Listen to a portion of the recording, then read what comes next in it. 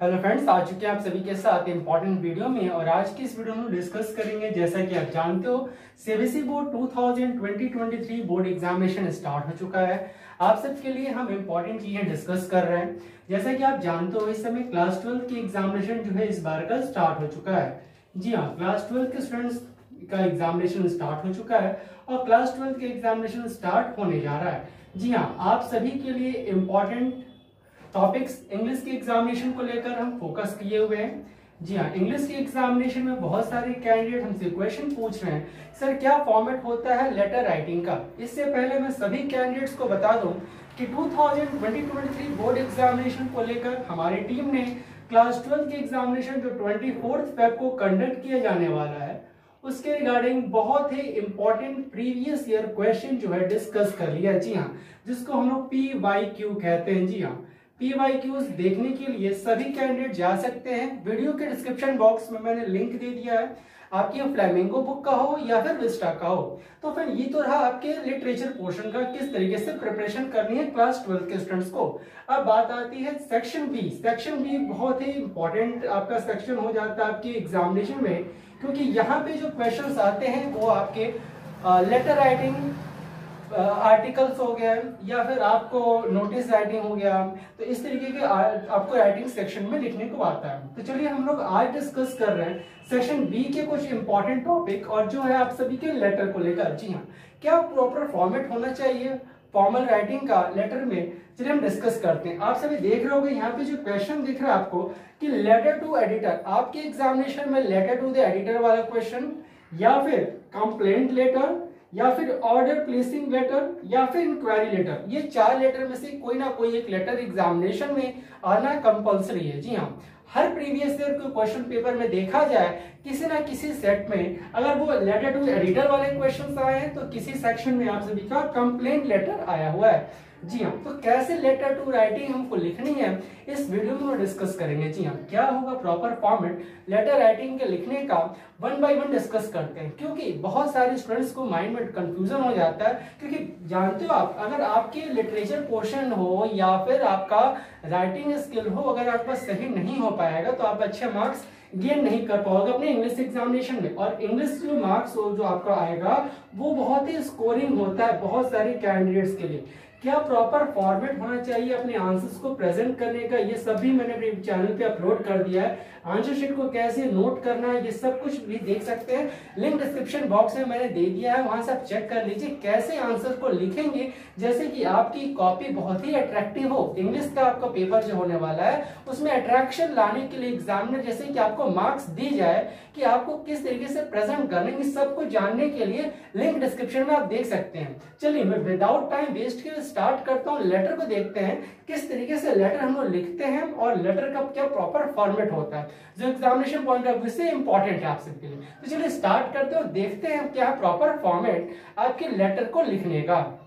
आप सभी को मैं बता दूं, जब लेटर राइटिंग क्वेश्चन आपको एग्जामिनेशन में पूछा जाए तो आप सभी को क्या ध्यान रखना है कि सबसे पहले आपको फॉर्मेट देखना है। जी हाँ, एग्जामिनर जब आपकी कॉपी चेक करते हैं तो आपको अट्रैक्टिव लगने के लिए इस बात का ध्यान रखना होगा क्या प्रॉपर फॉर्मेट में आप आंसर लिखो।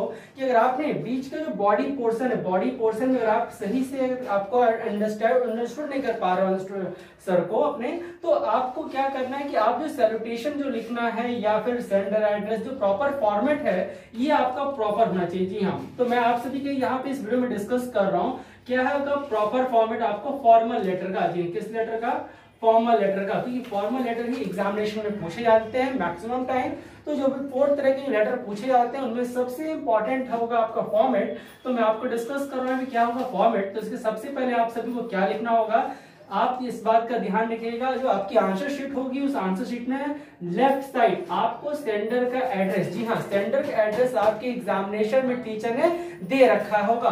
जी हाँ, आपको जो क्वेश्चन पेपर होगा वहां पे आपको सेंडर एड्रेस दिया होगा या फिर आपको दूसरा एड्रेस खुद से लिखना होगा सेंडर एड्रेस में। जी हाँ, सेंडर एड्रेस के बाद जस्ट 1 लाइन का आपको गैप छोड़ना होगा और जस्ट उसी सेंडर एड्रेस के जस्ट डाउन लेफ्ट साइड ही आपको डेट डालनी होगी। वो भी डेट का क्या फॉर्मेट होगा उसको मैं बात करूं तो जैसे कि आप सभी जैसे एग्जामिनेशन आपका जो क्लास 12 के स्टूडेंट्स का वो 24 फेब को होने जा रहा है, तो आप क्या करोगे 24 फरवरी 2023। जी हाँ, इस तरीके से अपना पूरा डेट आप यहाँ पे लेफ्ट साइड ही मेंशन करोगे, आप इस बात का ध्यान रखिएगा।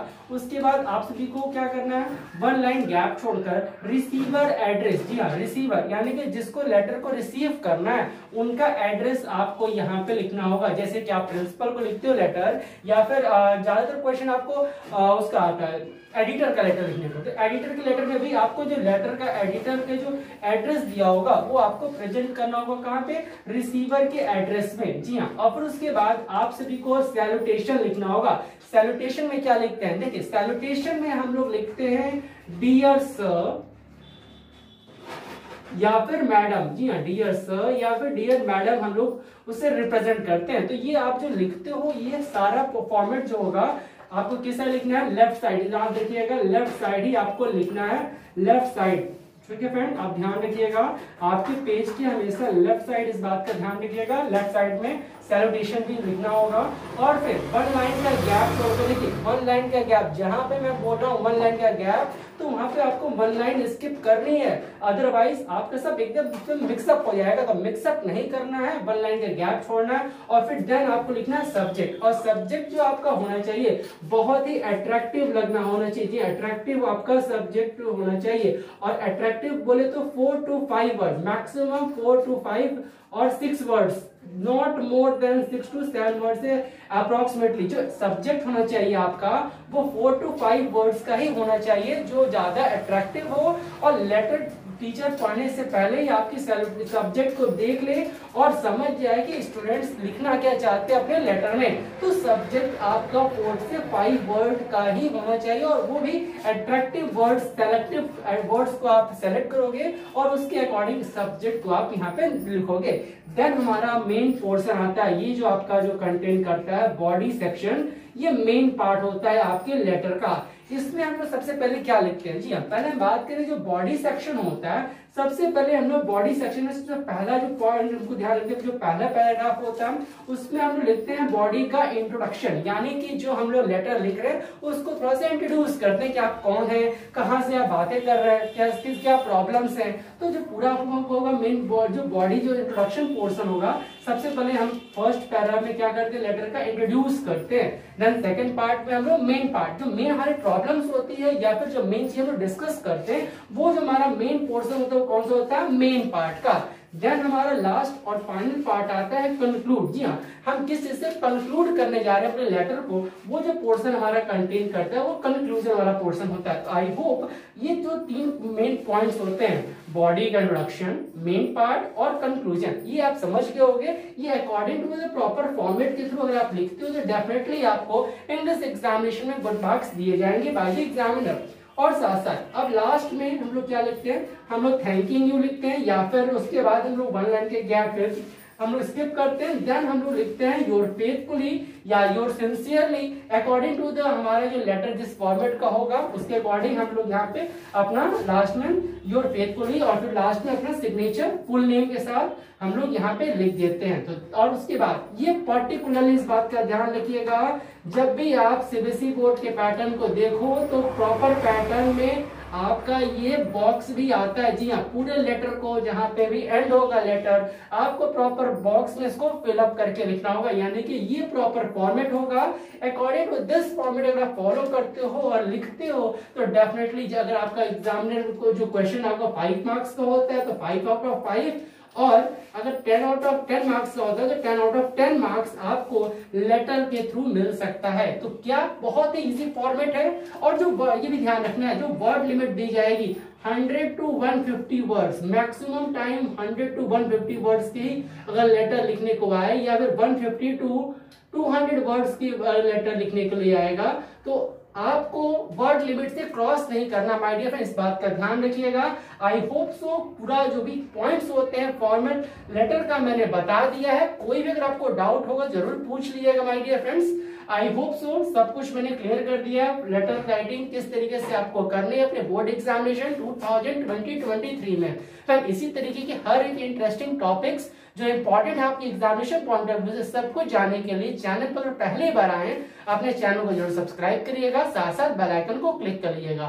फिर मिलेंगे फ्रेंड नेक्स्ट वीडियो में, जहां कुछ और इंटरेस्टिंग टॉपिक्स जो एग्जामिनेशन पॉइंट ऑफ व्यू से इंपॉर्टेंट है आपके सीबीएसई बोर्ड 2023 बोर्ड एग्जामिनेशन में वो डिस्कस करेंगे। साथ साथ जिन भी कैंडिडेट ने अभी तक अपने क्वेश्चन पेपर को डिस्कस नहीं देखा, मोस्ट प्रीवियस ईयर क्वेश्चन जो इंपॉर्टेंट है, क्योंकि प्रीवियस बेस्ड क्वेश्चन से अगर आप समझ लेते हो तो अकॉर्डिंग से प्रिपरेशन करोगे तो डेफिनेटली आपकी एग्जामिनेशन में हेल्प होगी। तो वो सब देखने के लिए लिंक डिस्क्रिप्शन बॉक्स में जाकर आप चेक कर सकते हैं। फिर मिलेंगे नेक्स्ट वीडियो में। So thank you for watching this video. Thank you.